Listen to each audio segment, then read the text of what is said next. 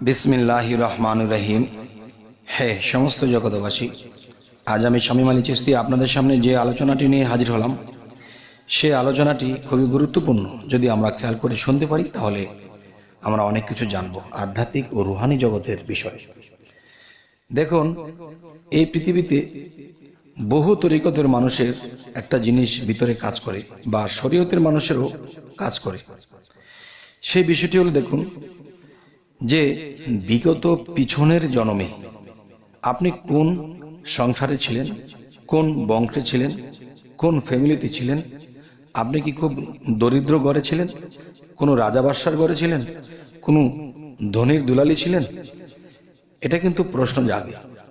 আর এই জন্মে কেউ অফিসার, কেউ ইউনিভার্সিটির ছাত্র, কেউ কাগজ টোকায় খাইতেছে, কেউ ভিক্ষা করে খাইতেছে। তাহলে আল্লাহ কিন্তু বলে দিয়েছে একটি কথা, যে আমি কাউকে কম দেই না, বেশি দেই না, আমি সমান দিয়ে থাকি। তাহলে এখানে সমান পাওয়া যায় না। তাহলে বোঝা গেল আল্লাহ সঠিক বলেছে, আমরাই বুঝি নাই। তো সেই বুঝটা কি? তো আজকের আলোচনার মূল হলো, পিছনের জন্মের কথা মনে থাকে না কেন? কে ভুলিয়ে দেয়? যে ভুলিয়ে দেয় সে কে? আচ্ছা, তো এখানে বিষয় হলো, আল্লাহ কিন্তু একটা কথা বলেছে, বিশৃঙ্খলাকারীকে আমি পছন্দ করি না, এবং আল্লাহ নিজেও বিশৃঙ্খলা করেন না।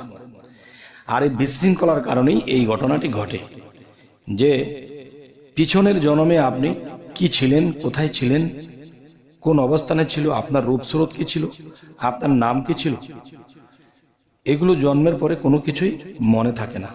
তাহলে মনে যেহেতু থাকে না, তাহলে এটা ভুলিয়ে দেয় কে?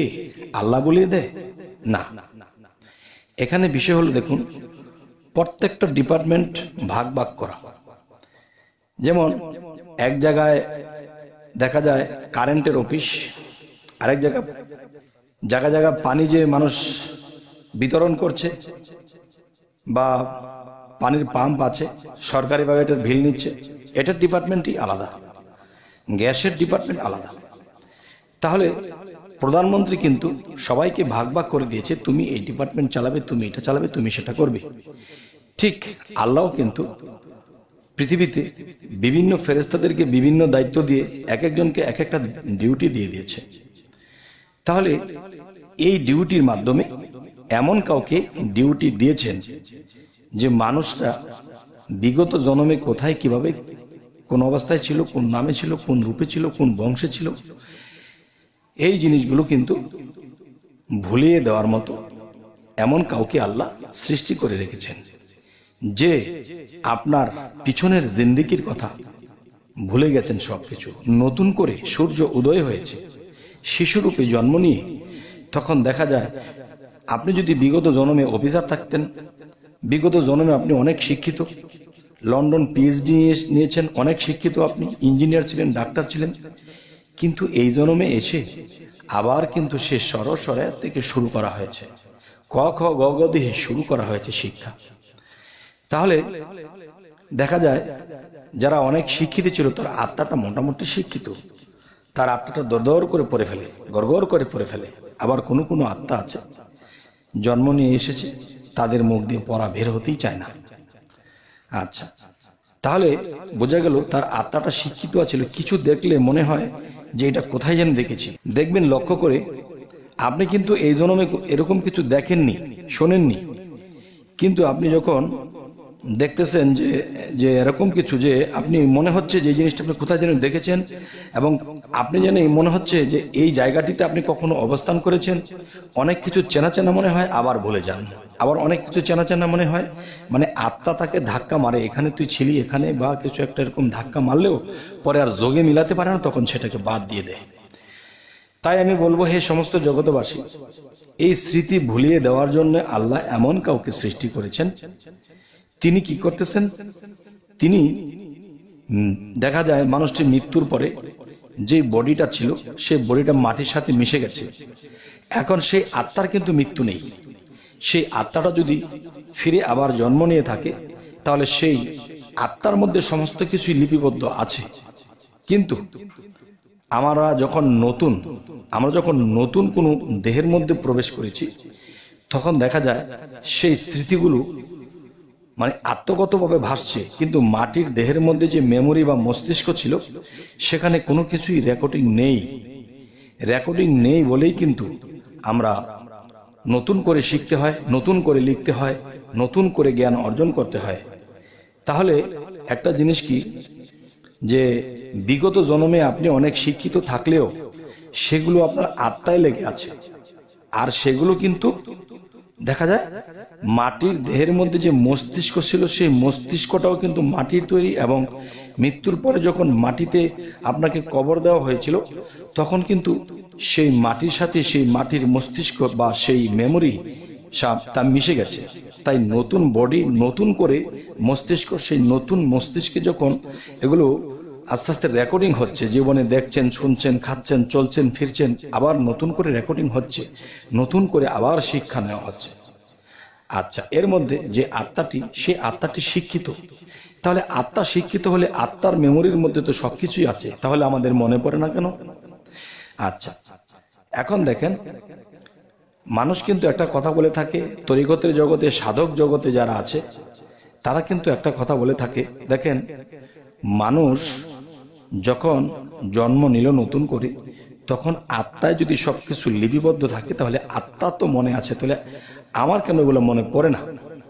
আচ্ছা, তাহলে সেই আত্মাটা আপনার মধ্যে, আপনার ভাবে আছে। আপনি মূর্খ, সেও মূর্খ। আপনি চেতনত্ব, সেও চেতনত্ব। আপনি শিক্ষিত, সেও শিক্ষিত। কিন্তু আপনি যে বিগত পিছনের জন্মে এত শিক্ষিত ছিলেন সেটি মনে নেই। সেটি মনে রাখার যে বিষয়টা, সেই মস্তিষ্কের বা আত্মার মধ্যে যে মস্তিষ্ক আছে, সেই বায়ুতে বাসন যে মস্তিষ্কটা আছে সেটাকে আড়াল করে রাখা হয়েছে। তাই একটি কথা বলা হয়, সাধনার দ্বারা, আল্লাহর আমল বা কর্মের দ্বারা মানুষ যখন আত্মসাধনা করে তখন তার মধ্য থেকে আত্মজাগ্রত হয়। সেই আত্মা যখন জাগ্রত হয় তখন তার অনেক কিছুই মনে পড়তে থাকে, এবং আত্মদর্শন যাদের হয়ে যায় তবুও কিন্তু তারা এটা জানতে পারে না। যার আত্মদর্শন হওয়ার পরে সেই আত্মার সাথে সম্পর্ক হয়, কথা হয়, তখন সেই আত্মা তাকে পটপট করে বলে দিতে পারে, বলে দেয় যে তুমি এমুক জন্মে এমুক জায়গায় ছিলে, তুমি এই এমুক জন্মে তুমি এই অবস্থানে ছিলে, তুমি অফিসার ছিলে, তুমি ওলি ছিলে, তুমি এরকম ছিলে। তখন সেই আত্মা তাকে বলে দেয়। তখন সেই আত্মার কথা যদি আপনি প্রকাশ করে কাউকে বলেন তাহলে মানুষ আপনাকে পাগল বলবে। আচ্ছা, যদিও আপনি সত্য বলে থাকেন, এটা মানুষ আপনাকে পাগল বলবে। কেননা এটি শাস্ত্র গ্রন্থের মধ্যে এভাবে পাবেন না। যে এখানে একটা বিষয় আছে, আত্মার সাথে কে মিশে আছে? আল্লাহ মিশে আছে। আর আত্মা কোথায় মিশে আছে? দেহের সাথে মিশে আছে। তাহলে কিন্তু আল্লাহ কয়েকটা ধাপ ভিতরে। তো এখন বিষয় হলো, আত্মদর্শন হলেই হবে না।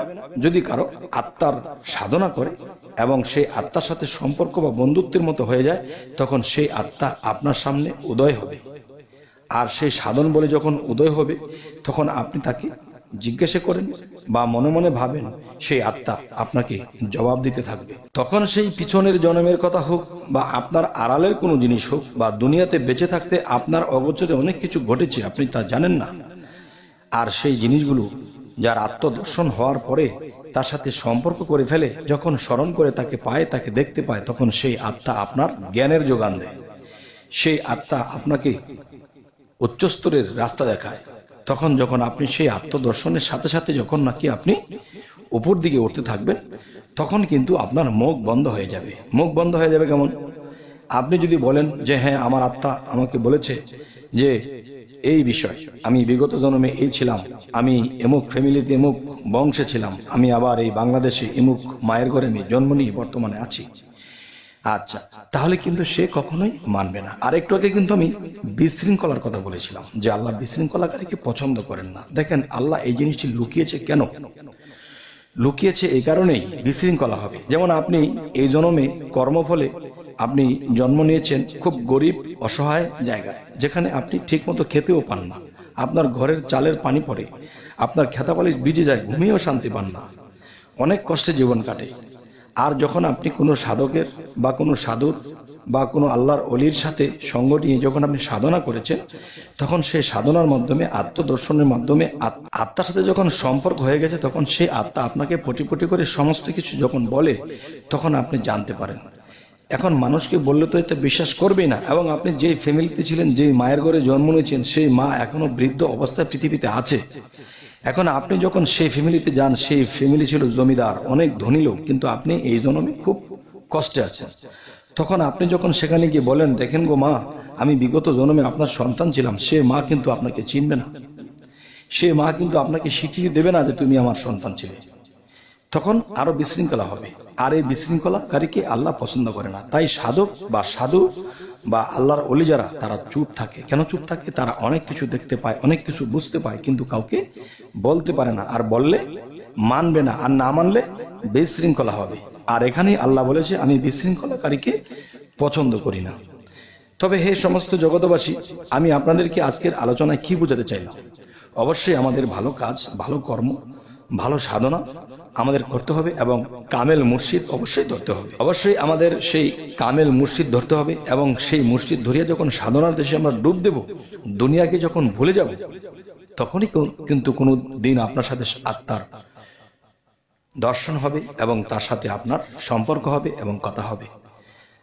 তখনই আপনি আপনার মধ্যে এলমে লাদনী জারি হবে, যা আপনি গায়েবের এলেম পেতে শুরু করবেন। আর এলেম পেয়ে যখন মানুষকে কিছু বলতে থাকবেন, এটা দেখেছি, এটা পেয়েছি, তখনই আল্লাহ বেজার হবে, তখন আপনার এলমে লাদনী বন্ধ হয়ে যাবে।